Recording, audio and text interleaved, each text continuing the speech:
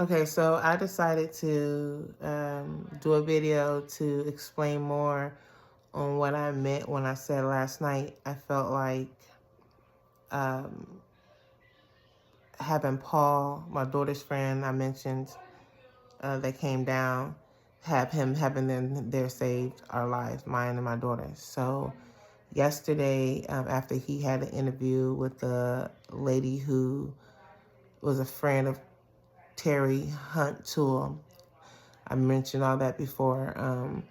He was saying how the lady wanted him to come and put his camper and stay over there because she had so much work and she needed him to live there, to stay there, and offered him, like no rent and just pay utilities and all these other extras and woo. So, but he was saying that he didn't want to go and he wanted to stay over there with us and still work for the lady for extra money, but stay with us so that, for whatever reason, so that for what we were offering him was really more, but what she was offering was instant, cash, instant gratification. She threw a little money in his pocket before he left and everything. So I'm like, whatever, do what you got to do, but you can't do both.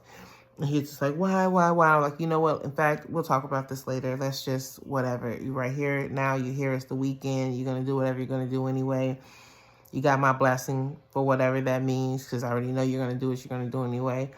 But anyway, you're here tonight, so you still got some shit you can do around here, whatever. So he's decided to move his camper from over where it was before, where his lease portion land is, to over where we are, because there's an RV plug-in and everything over there. So he goes, and I think he went to get the camper before and brought it, but then he forgot something or something to that effect, and then he left again. And when he came back this time, he just went to like Mason Road, the other part of our land. And when he came back this time, he was like, I'm inside, and I'm hearing him talking to Amanda and telling her, oh, there's a car broken down at the entrance, at the driveway. And so I hear that, and I'm like, okay. So I grab my gun, I grab, my phone, and I go out. By the time I get out, he's already halfway walking down towards the driveway across the field, a fairly decent sized field, and he's waving them in to our property, to our land. And I'm like, Paul, I'm gonna let this thing stop. Like, I'm already on edge and shit, so I'm already like, what's going on, And then, but by the time I can even process it, by the time he gets close enough to hear me, they're basically already at our door. And I'm like, okay, well, they're here now. So I'm like, he's like, oh, I'm sorry, I can't help it. They were in a bad situation. They got kids in the car and it's a bad situation. I'm like, all right, so my nephew's car is parked, and his car is not running, it's broken down, and his car is parked, and in front of it, I have a fire pit we had built, but that someone knocked down. But I sit down on the cinder blocks that's right in front of his car, and they're on the other side, but really close on the other side. Like, they are just way too fucking close. You know what I'm saying? Then and it's necessary. And he's just walking back and forth like, I'm sorry, I know, but this is an emergency. They were like in the bad spot. And he's talking, I'm like, whatever, just hurry up, change, and get them out of here. So I'm sitting there with my gun on my lap, and I'm crouched down. They can't really see me. I'm looking, I'm seeing them, I'm watching, to the point where Amanda's like, Mommy, like, you look a little crazy. And I'm like, I don't care. I'm not getting a good feeling about this. I look up, and so I set my gun down, like on a little rest of the cinder blocks next to me, and I stood up, stretched, so I can kind of get it seen. And I noticed a woman and a guy, and the guy has on a baseball cap and some sleeveless shirt, like just Joe Dirt type shit, like, okay, country. And the female, though, she's looking straight at me. We looking at each other, And she is like, look, she's wearing a button up, like a blue and white, like pinstripe button up. Like they don't look like they go together. You know what I'm saying? Like her hair is like parted straight down the middle, really neat, dark, shoulder length, very nice cut, professionally cut, like, you know, clean. And I look at her and she's looking at me stone cold, eye contact. So then I'm like, okay, Amanda, and I tell her, I'm like, sit where I'm sitting.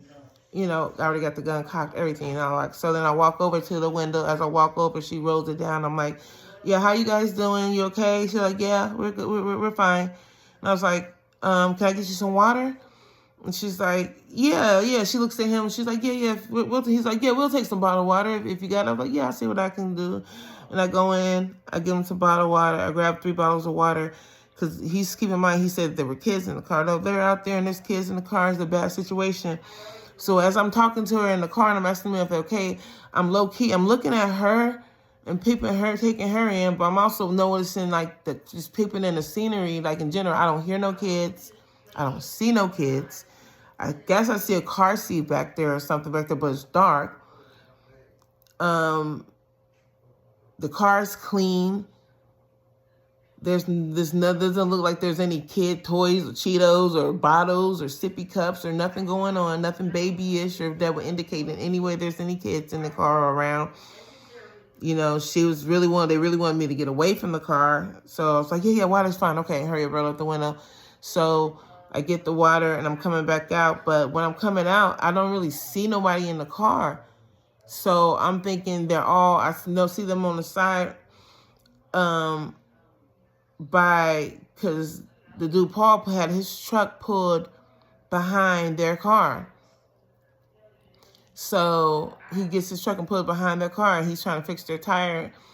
And so I walk over behind the car to the truck to hand him the waters, thinking I'm about to run into all 3 of them, the wife, the dude, the woman, the guy, and Paul. And I only see Paul and the guy there. So I'm like, okay, here's the water, but I'm like, where's this bitch at, you know? So I walk back to the car to look in to see her, and all I hear is him he kind of speeds up and walk in front of me. He's like, oh, she brought us water.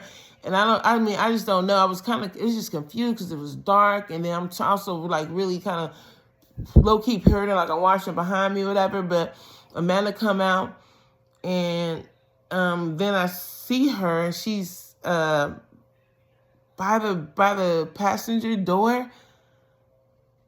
You know, like she's opening the door, but by the time I look at her, it's kind of hard to tell if she's getting in or getting out. She's just sitting there. So I'm like, all right. So and Amanda says, too, she noticed when she came out, the first thing she thought was, where'd she go? And then she thought, oh, maybe the car's just really dark.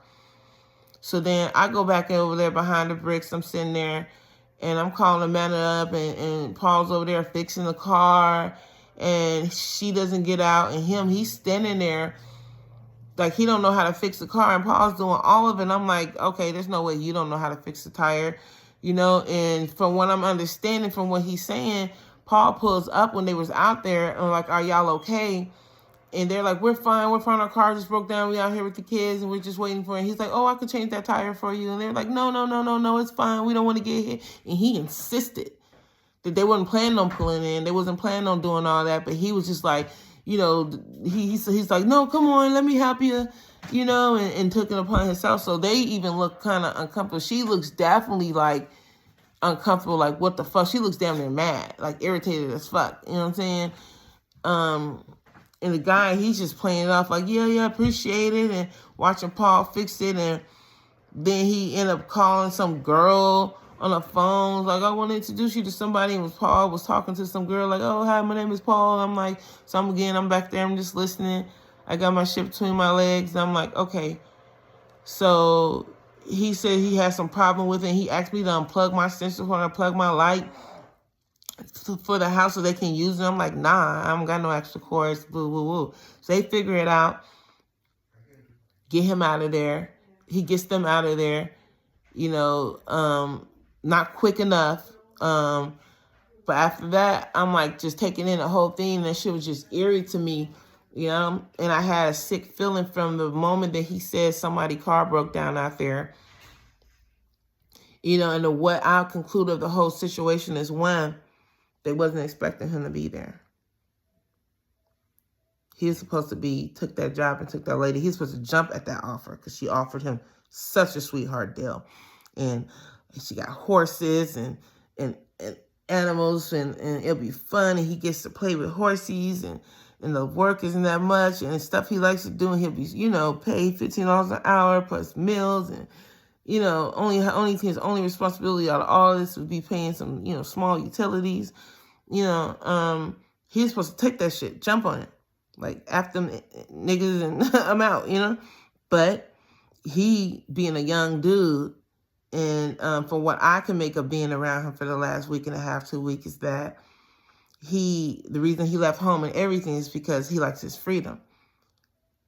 He don't like people telling him what to do. He don't like people over him hovering. So he thinking he's about to have the best of both worlds. He's going to work for her. And he's sitting here telling me, like, don't worry, this is going to help. I'll be able to help you guys. She got so many connections. And she said anytime she has extra material, I can have it, and I can use it to help build my house and help put the gate up and help you guys around here. I'm like, whatever, Paul. Like, either way it goes, it's a conflict of interest. It's already in our lease, but I'm not even pressing that right now because, just one thing at a time, and I low key was like, this is the only access I have to know even a little bit of what the other side is thinking. So I'm like, just letting him talk and like whatever. He keeps talking about this lady and da-da-da. And then that's when he went back in today and to start work and called and it's like, oh yeah, she's been talking to me about Tool, and she's talked to him and told us to basically warn you guys, you don't stand a chance. They're going to take everything. You're not going to have nothing left. It's not enough of you, so yeah. So anyway, that's what it is. And that's why I feel like without a doubt that last night, if he wasn't there, that was a hitter. Everything about the situation, everything I felt, the way I felt like I wasn't even here, like I was floating. I was like, it felt like I was in such a high state of panic, that